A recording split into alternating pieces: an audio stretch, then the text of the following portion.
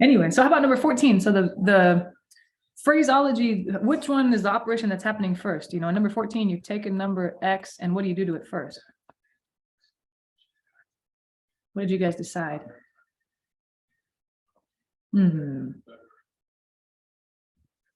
Oh, someone in the chat, let's see, said. Oh, am I muted? What the heck? Seriously? Can you hear me? Hello? I can hear you. Oh, okay. Okay. Maybe or maybe someone else, maybe they were talking to someone else too. Okay, right. But let's see, someone said. Oh, okay, good. I wouldn't be surprised if I did something like that. Mute myself, talk for 20 minutes, and no one heard anything I said. That sounds about right. But in this one, do you think you're adding 2 first to X and then multiplying by 5, or are you multiplying by 5 and then adding 2? You add 2, don't you? Let's see, multiply by 5 first, right? Because Yeah, PEMDAS, and then you add 2 after. You're right. Good point. You're kind of thinking of it as PEMDAS. What's going on first? Are there any parentheses? No. If there was, the operation in the parentheses would be your first thing, but there's none of that. Exponent would be next. Okay, that's not happening. And then the multiply divide. Yeah, you're right. I think if they were wanting you to do the adding first, they would have written it 5 and then parentheses. So that way you know X plus 2 is happening first, parentheses, and then. So you're right. I think you multiply by 5, then add 2. Yeah, so this one, I think it was kind of tricky. It's not super clear which one's first because it's not like in number 13 where there were parentheses. So it made it obvious which one happens first. So my function that's happening first, we already said it's multiplying by 5. So f of x should be 5x. And then g of x, the function that happens afterwards, is the adding 2 to x. Yeah, don't worry. And if you'd mix those up, you said f was the plus 2 and the g was the multiply by 5. That's understandable because this one is not obvious. There's no parentheses making it obvious. I know I wasn't very nice. I just took the easy one, number 13, for myself and gave you guys the more difficult one. That's not very nice. How about so do you always write it out as well as just give the answer? I think in these ones they wanted, this one in these problems they wanted a verbal description.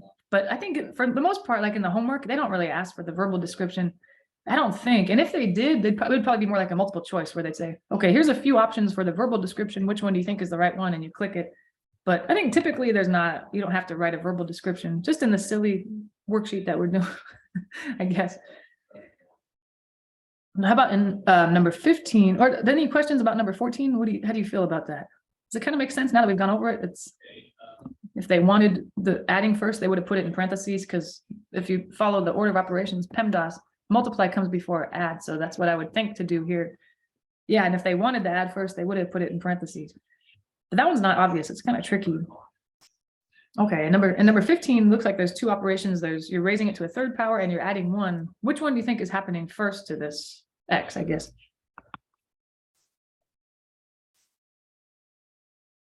And if I take a number x and then do I add 1 and then raise it to the 3rd power, or should I raise it to the 3rd power and then add 1? You'll raise the 3rd power, and then after that, you add 1 to the number. Nice. Okay, I think you all got that one. Nice. Take the number x. You could phrase it as raise it to the 3rd power, like I said, or you could say cube it. Either way, it's up to you. Cube it is shorter, so it's less writing, which is nice. Cube it. So either of those is fine. Yeah, no worries. And then add 1. So how about then f of x? What would he look like? F of x is equal to what?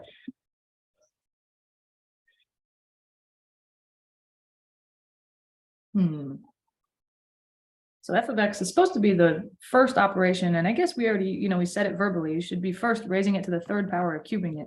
So yeah, f of x would be your x to the 3rd, and then g of x would be your last operation. It seems weird though. I always felt like when I was a student, you're adding 1, but what am I adding 1 to?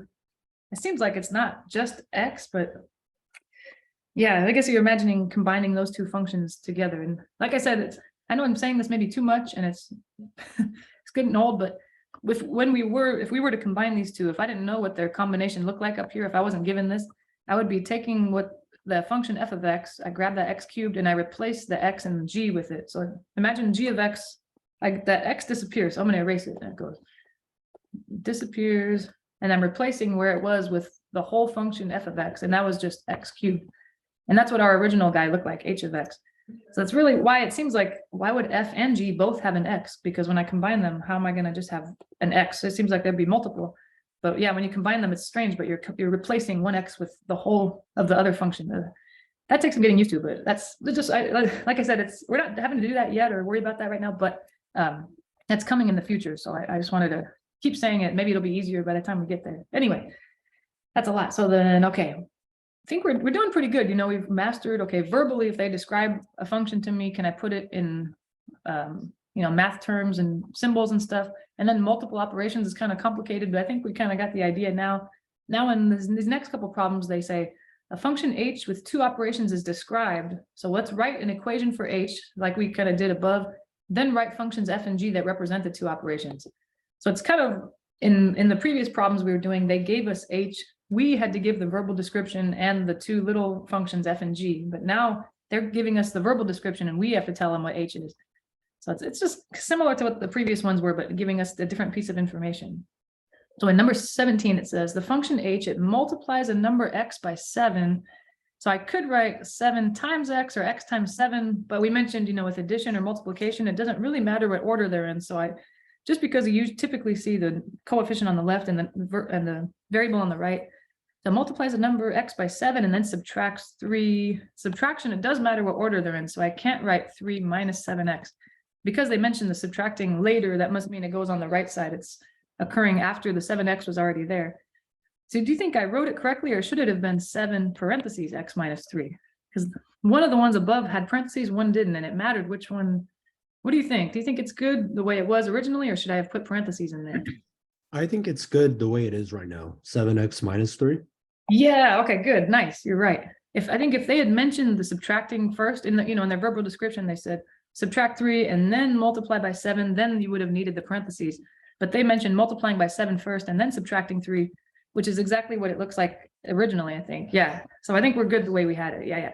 But if they had said those two operations in the opposite order, then I would need to put the parentheses just to indicate that I want to subtract first and then multiply. But that, okay, so we did the h, and then they also wanted the f and g. So kind of we're having to do the same things we did before. F is the first operation that they mentioned, which they said multiply a number x by 7. All right, and then g should be the last operation that they mentioned, subtracting 3 from the number x. So those are kind of, yes, very similar to those previous problems, but we're not having to give the verbal description. We're just having to say what h is and then f and g. Okay, yeah. How's that one sound? So is it okay, or do you have any questions about that one? Okay, it's a little bit tricky. How about, well, maybe we don't have to, maybe because these are shorter problems, maybe we won't break into groups. How about I'll just pause for a second. Let's all try number 18 and see if we all come back together and get the same answer. We'll give it a few minutes, okay?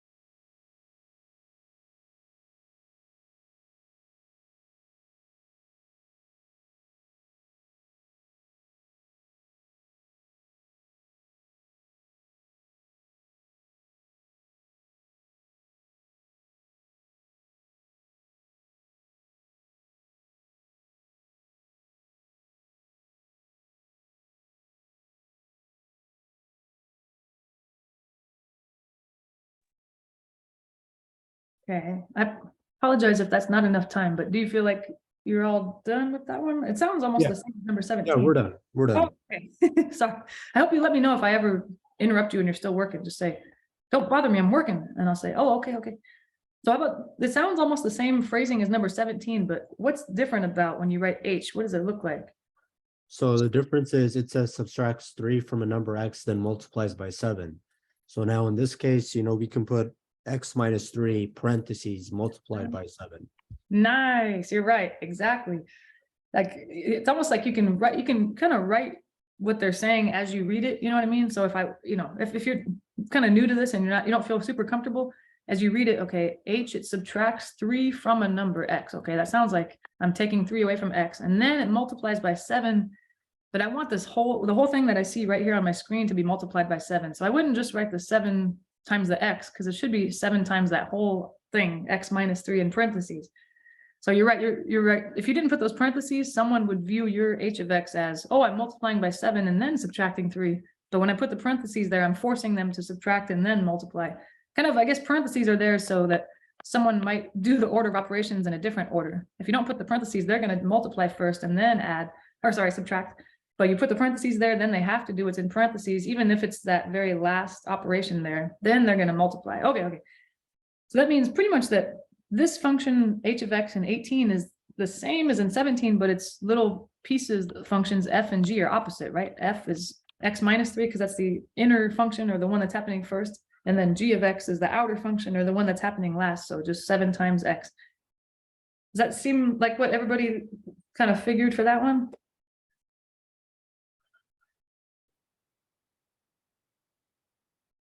Okay, yeah.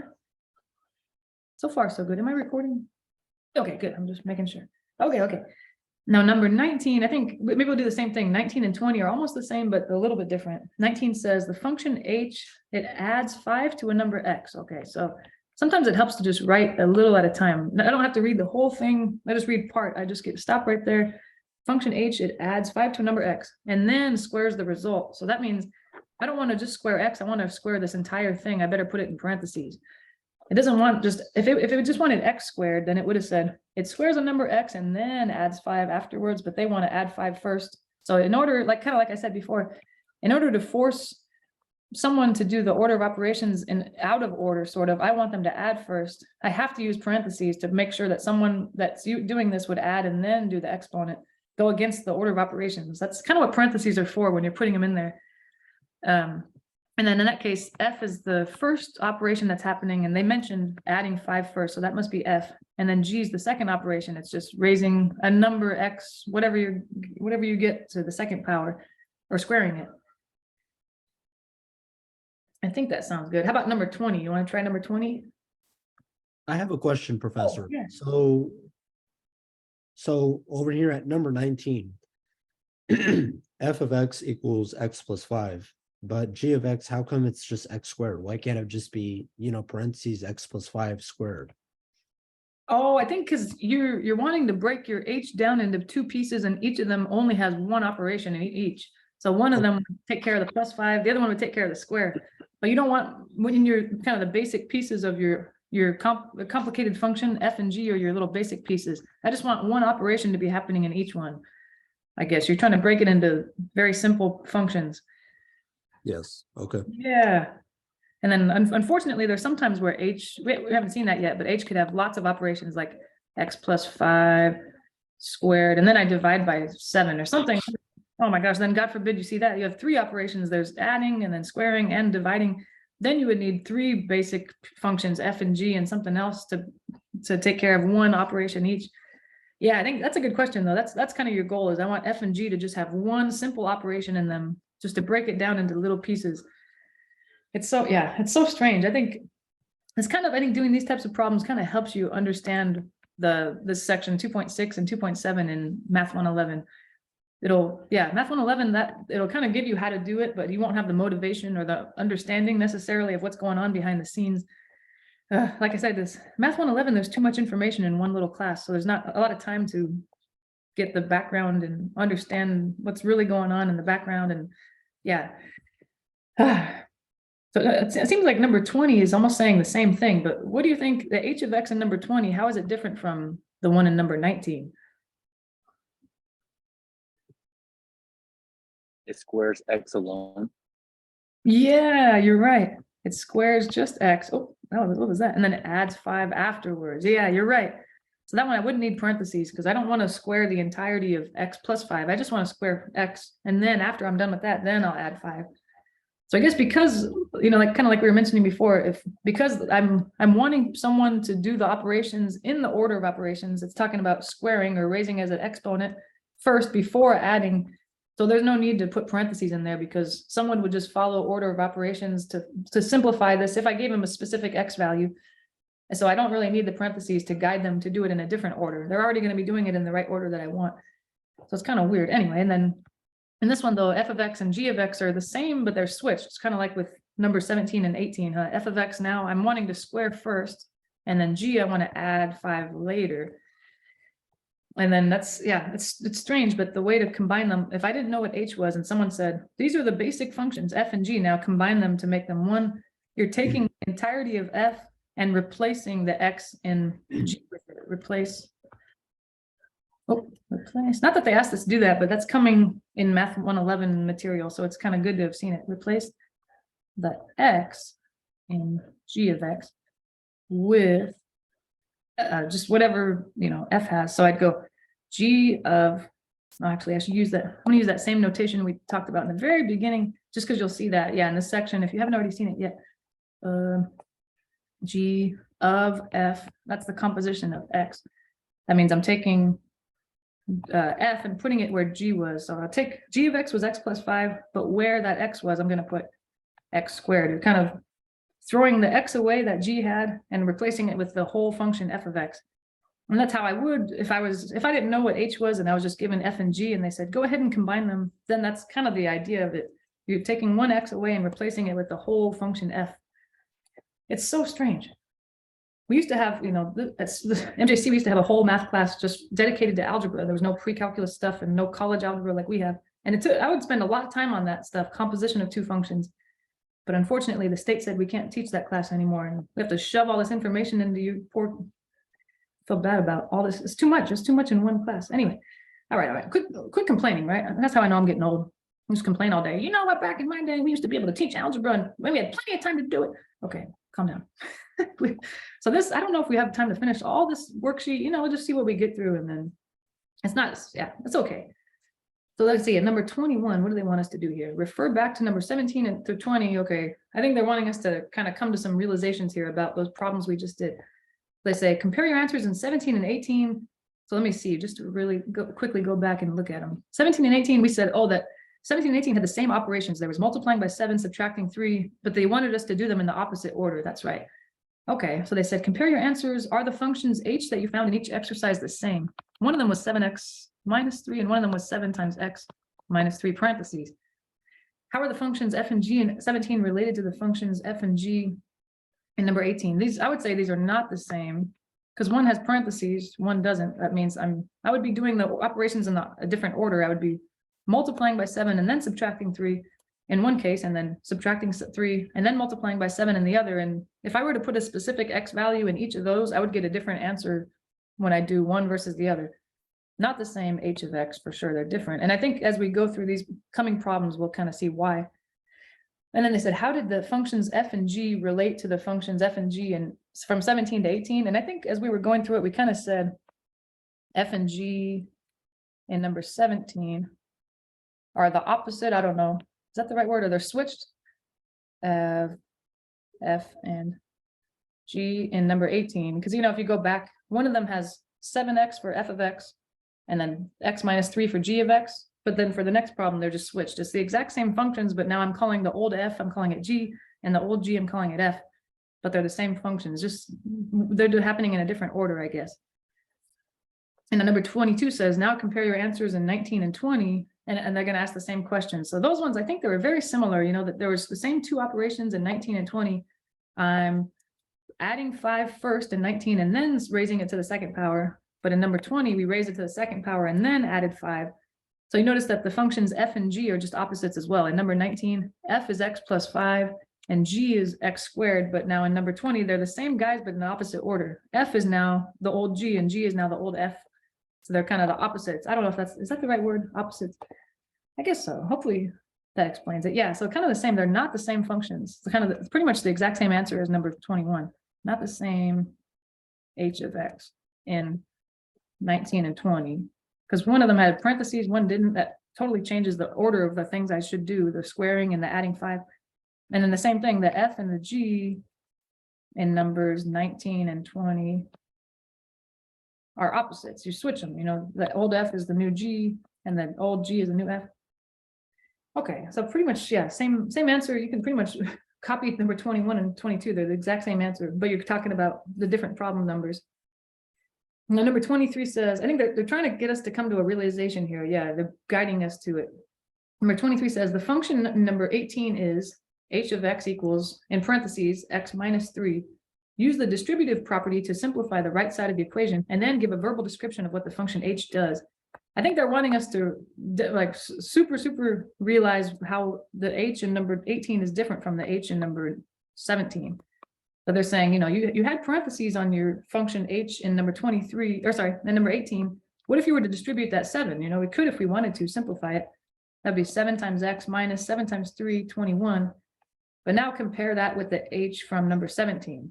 No, that was number 18's answer. And number 17, it looked like h of x is 7x minus 3, no parentheses. I think then it's more, now you're comparing apples to apples. They're totally different functions because one of them's taking x, multiplying it by 7. The other one does the same thing, but in the first one, in number 18's answer, you're subtracting 21, but in number 17, you're subtracting 3. So definitely, if you imagine x being any number, I like specify what x is. X is 1, for example. I put a 1 in there. 7 times 1 is 7, minus 21 is negative 14. But if I put x, you know, they're just making up x equals 1. You could put any number in. If you put it in, you're going to get h of x is, like we said, negative 14 for the top one. But if I put h of x, h of 1, I put a 1 in the bottom one. 7 times 1 minus 3 is 4. So they're definitely different functions, because if I give any random x value and I try to substitute them in the h of x from number 18 versus the h of x from number 17, I'm going to get a different number. So definitely those functions must be different. If I give them the same number, they're spitting out different answers. There's no way those are the same thing. So I guess that just shows that parentheses really matter, because the only difference between number 17 and 18 is the parentheses. So now, okay, 24 says, based on your work in number 17 through 23, does the order in which two operations are performed make a difference? Yes. I would say you'll like kind of like what we said, if you specify an x value, like we said x equals 1, but it could have been anything you can think of, 0, negative 10, a million. You will get different outputs. You know, if I throw in a certain number, these h's of x will spit out or give me an output that's different depending on which of them I have, with the parentheses and the order of operations being different. So now I think we don't have a whole lot of time, but just we want to get a little bit. That was mostly talking about combining two functions and the order that you combine them matters and all that. But now the rest of this, we might not finish it, but it's trying to talk about now inverse functions. We kind of introduced it in the very beginning today, but we didn't really do any examples like it. But this is starting to get in there, which I think even if we don't finish this, just seeing it a little bit is going to help a lot before we do that section in Math 111 talking about inverses. So many basic functions can be undone. For example, the function f of x equals x plus 5, which adds 5 to a number, can be undone by the function, we'll call it capital F, x minus 5. Just think about what operation is happening to x in the original guy and do the opposite of that in what you want to be your inverse. If you add 5 to a number x, then subtract, you come back to the original number. So that's kind of your goal. You want f of x and its inverse, the inverse, to be opposites. And I think I've heard someone, I think a previous math instructor that I had said, think of whatever the original function is, you're doing something like, say you're putting on your shoes in the morning. Okay, I put my shoes on. The other function should do the opposite. So what's the opposite of putting your shoes on? It's taking them off. Something like that. So I just want to be able to, whatever operation was done originally, I want to be able to undo that with my inverse guy. So that's kind of the idea. So now it says in number 25 through 28, let's write a function f that undoes the given function f. Okay, so in number 25, the function little f, it takes a number and subtracts 2. So what do you think? What would be the opposite of that? I guess using their symbols, we're going to write capital F. What would be the opposite of that? X, what's happening to x in the inverse?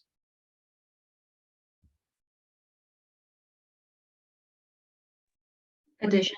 Yeah, there you go. Nice. Addition, just of the exact same number, So I would just want to, if I were to be able to specify an x value, whatever I do here, I want to undo it here. So like if someone takes 2 away from my number, I'm going to add 2 back just so that it's like nothing happened. That's pretty much, what you want to do. And then, so in number 26, that function f of x, it takes a number x and multiplies it by 7. So what would the opposite of that look like? How would you write the inverse?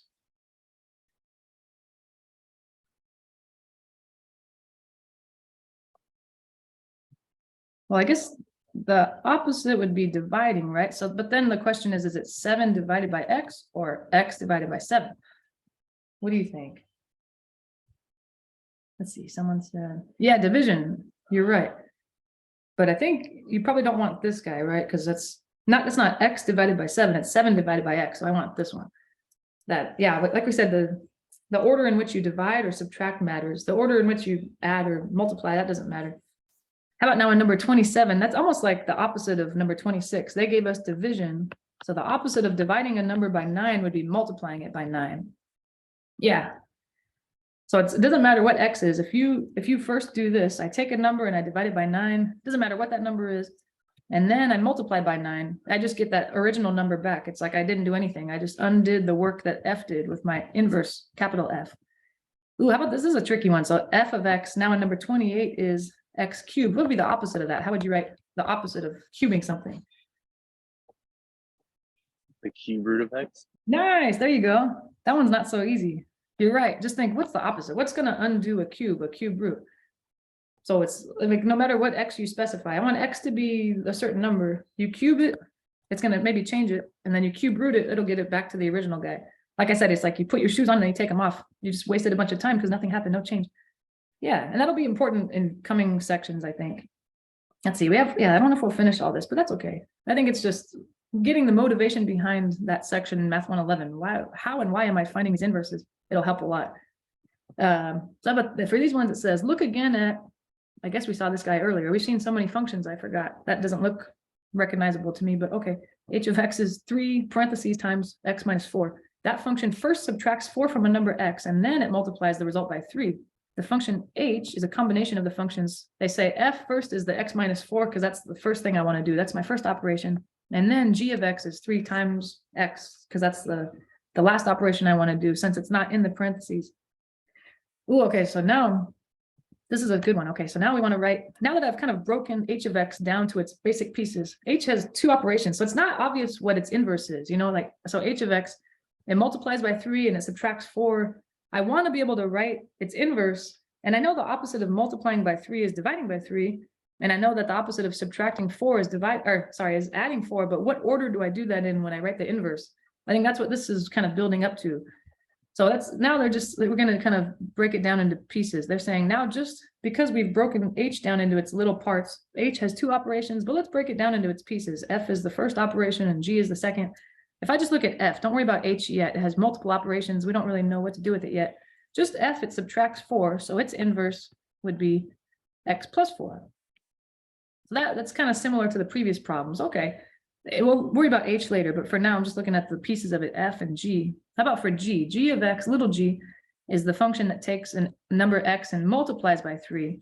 The opposite of that would be divide by 3. So I think that's pretty good. Yeah, those are similar to the problems we saw above in the previous page. Okay, I think I could do that. But now number 31, it's kind of getting us to a good place, and we'll understand the Math 111 inverse section a lot easier after this. Undoing H, it should involve adding 4 and dividing by 3, kind of like we were mentioning, because it has those opposite operations. H has multiplying by 3 and subtracting 4. The opposite of that would be adding 4 and dividing by 3. But the question is, which order do I do the inverse in? Let's see, but in which order? Okay, this is, I think this is kind of getting into the weeds. You know, I think I'm going to just say, I almost think they're in number 31 and 32. They're trying to get us to understand something, but I almost think they're complicating it. So I think instead of those, I'm just going to skip, just because I think it might even muddy the waters. Is that the right way to say it? I'm going to say just instead, when a function, this is, I think, the point they were trying to get us to. I'm just going to say it because I think the way they try to get us there is confusing. When a function has multiple operations, like the one H above, it was multiplying by 3 and subtracting 4 operations. Its inverse, it will have the opposite operations, but also in the opposite order. Let's see. Order. So not only do I undo the operations that the original function had when I find the inverse by figuring out what the opposite operations are, I need to do them in the opposite order. So in that example, this one above h of x, I'll scroll down so we can see that, but h of x, it's inverse. And if we keep using the notation they're using, I'll do capital. It would be, okay, I know I'm dividing by 3 and I'm adding 4, but I want to do it in the opposite order. So in that function, little h, they subtracted 4 first. That means that's the last thing I want to do. The opposite of subtracting 4 is adding 4. They multiplied by 3 last. The opposite of multiplying by 3 is dividing by 3. But I need to do it in the opposite order. So I'm not only am I reversing those, I'm changing multiplying by 3 to dividing by 3. I'm changing subtracting 4 to adding 4. But instead of doing the adding or subtracting first and then doing the multiplying or dividing, I need to switch the order as well. So instead of that, I'll divide by 3 and then add 4. So that's the tricky thing about inverses. If there's multiple operations going on, I have to reverse what those operations are and also reverse their order as well. So it's complicated, but I think when we do these few examples down here, it'll make more sense. So maybe we can, I don't know if we'll get to number 35, or maybe we can do, let's see, number 33 together, and then we'll pause and have everybody try number 34. So I think the first, if you're really good at this and you've seen it before, then you probably can just spit out the answer and you don't need to show any work. But if it's new, it's probably good to break this down. So this h of x it's giving, it wants me to find the inverse, but it does help to break it down first. What's happening first to x? It's adding 5 to it. So that's my f of x, kind of like the previous problems we did. G of x is the last thing that's happening. That's multiplying by 3. So now I'm going to say, what's the opposite of that opposite? I'm going to find their inverses, just those basic pieces. Opposite, okay, or inverse, yeah. Let's see, capital F, if I want to know the opposite of adding 5, okay, that would be subtracting 5. Okay. And then G, same kind of thing. I'm multiplying by 3, but its inverse or its opposite would be dividing by 3. So now when I find the inverse of the big function that has multiple operations of h, I want these guys to be in there, but I need to reverse their order. So reverse order. So instead of in the original h, the lowercase h, I'm adding 5 first. I need to subtract the opposite of adding, subtract 5 last. And they, in the original h, they multiplied by 3 first, and that was, or sorry, they multiplied by 3 last, but I need to do the opposite of that, dividing by 3, but I do it first. So you reverse the order. So I wouldn't do x minus 5, then divided by 3, because those are the opposite operations, you know, adding 5, subtracting 5, those are opposite. And then multiplying by 3, dividing by 3, those are opposite, but I need to do them in the opposite order. I don't want to subtract first, I want to subtract last, and I don't want to multiply last and divide last, I want to do it first. So it's confusing. But just to practice, maybe how about we'll pause and have everybody try number 34 and see if we all get the same thing. Just kind of try to do it the way we did number 33, especially if this is a new thing. Okay, we'll give it a few minutes, okay.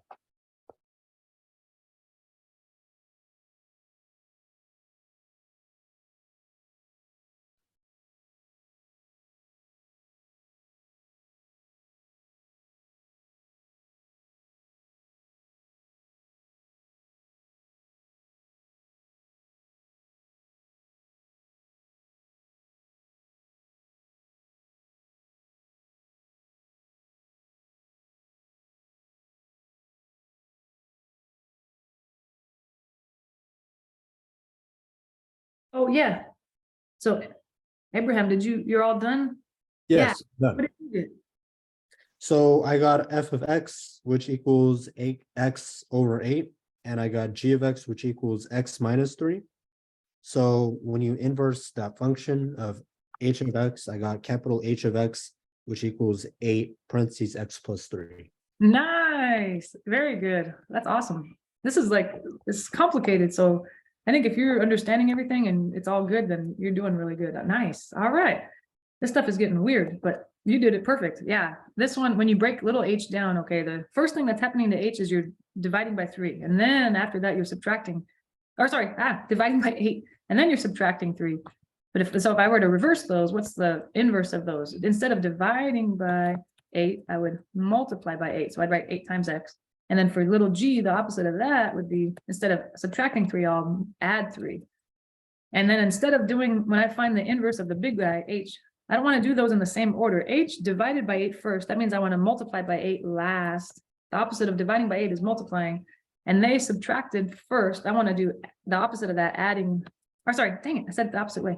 They divided by 8 first. I need to do the opposite of that, multiply last.